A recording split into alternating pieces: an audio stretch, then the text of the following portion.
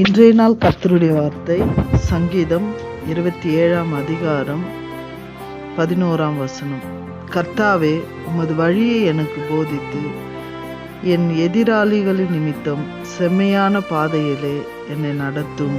ஆம் தேவ பிள்ளைகளே, கர்த்தரிடத்தில் எதை கேட்டாலும் அவர் நமக்கு செய்ய வல்லவராக இருக்கிறார். தாவீதை நாம் பார்க்கிறோம். ஆண்டவருடைய பிரசன்னத்தை நாடுகிற ஒரு மனுஷனாய், ஆண்டவருடைய சித்தத்தை அறிந்து கொண்டு நடக்கிற ஒரு மனுஷனாய், தான் தவறு செய்திருந்தாலும் அதை திருத்தி கொள்ளத்தக்கதாய் தன்னுடைய வழிகளில் நடக்கிற ஒரு மனுஷனாய் ஜீவித்ததை நாம் பார்க்கிறோம். எல்லா சூழ்நிலையிலும் தாவீதோடு கூட கர்த்தர் இருக்கிறார் என்பதை அறிந்திருக்கிறோம். தாவீது தேவனிடத்தில் சொல்லுகிற ஒரு வார்த்தை, ஆண்டவரே, நான் நடக்க வேண்டிய வழியை எனக்கு காண்பீங்க, எனக்கு போதித்தருளுங்க. இன்னொரு இடத்துல பார்க்கிறோம், கர்த்தர் போதித்து நடத்துகிறவராக இருக்கிறார். நான் உனக்கு போதித்து நீ நடக்க வேண்டிய பாதையை நான் உனக்கு காட்டுவேன், உன்மேல் என் கண்ணை வைத்து உனக்கு ஆலோசனை சொல்லுவேன்.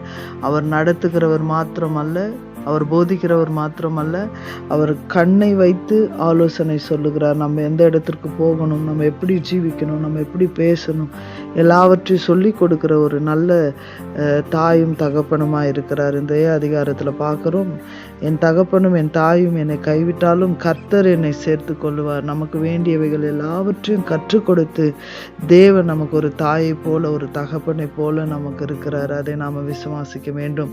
ஆண்டவரிடத்தில் நீங்கள் எதை கேட்கிறீர்களோ அதை ஆண்டவர் உங்களுக்கு கொடுக்கிறவராக இருக்கிறார். தாய் தகப்பன் மறந்தாலும், நாம் நினைத்த உறவுகள் நம்மிடத்துல இல்லை என்றாலும், கர்த்தர் ஒரு நாளும் நம்மளை கைவிடுகிற தேவன் இல்லை. கர்த்தரிடத்தில் ஒன்றை நான் கேட்டேன், அதையே நாடுவேன் என்று சொல்லி தாவீது கர்த்தருடைய சமூகத்தை தேடுகிறவராகவும் அதை நாடுகிறவராகவும் இருக்கிறதை நாம் பார்க்கிறோம். சவுலின் நிமித்தமாக எப்படிப்பட்ட உபத்திரங்கள் வந்தாலும் தாவீது அதை ஜெயிக்கத்தக்கதான ஒரு அனுக்கிரகத்தை, ஒரு தயவை தாவீதுக்கு வைத்திருக்கிறார். இந்த காலை வேளையில் உங்களுக்கு எப்படிப்பட்ட போராட்டங்கள், எப்படிப்பட்ட யுத்தங்கள் இருந்தாலும் அதை ஜெயிக்கத்தக்கதாய் தேவன் உன் பட்சத்தில் இருக்கிறார். கர்த்தர் உன் பட்சத்தில் இருக்கும் பொழுது உனக்கு எந்த ஒரு விரோதமான ஆயுதங்களும் வாய்க்காமல் போகும். உன் பக்கத்தில் 1000 பேர், உன் வலது புறத்தில் 10000 பேர் இருந்தாலும் அது உன் அணுகாது. என் தேவனாகிய கர்த்தர் உனக்கு வேண்டியதை போதித்து அவர் உன்னை நடத்தி நீரோடைய அருகில் நடப்பட்ட ஒரு மரமாய் தன் காலத்தில் தன் கனியை கொடுக்கிறவர்களாய் வைப்பார்.